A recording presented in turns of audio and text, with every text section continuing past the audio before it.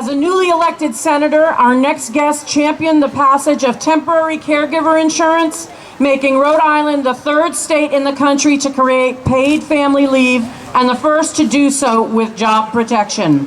She's an outspoken advocate for protecting women's reproductive rights, addressing gun violence, and creating an equitable, welcome environment for everyone. Please welcome Senator Gail Golden.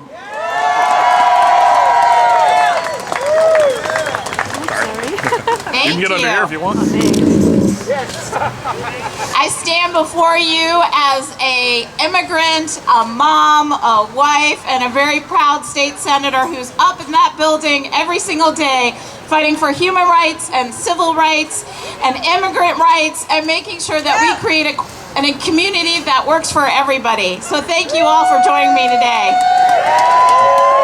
There is an old political saying, so old that one of these women right here has it on their signs, that if you are not at the table, you are what's for dinner. I say to all of you, do not wait to be invited. This is an elbows out time in our state and in our country, and you need to make sure you get yourself at the table and bring your friends along with you. As you just heard from Karen, we saw an exciting, incredible win this week when we heard from community organizing that got Americans across this country calling their legislators and telling them we deserve to still have our health care hands off. And what we know is that works because it also works right here in that State House behind you. So I'm asking you to do 4 things this week. I know it's a lot because Karen just asked you to do some stuff, but they're a lot similar. They're very similar. So, you know, these are the things that make a difference. Your voices matter, and unless you use them up in the State House, you can't make sure that what's going on in the state reflects your values. So the first thing I want you to do is find out who your state senator and your state representatives are. If you don't know, go to sos.ri.gov, and the Secretary of State's website will tell you. Call them or email them and let them know your feelings, issues, and beliefs about bills that are coming up.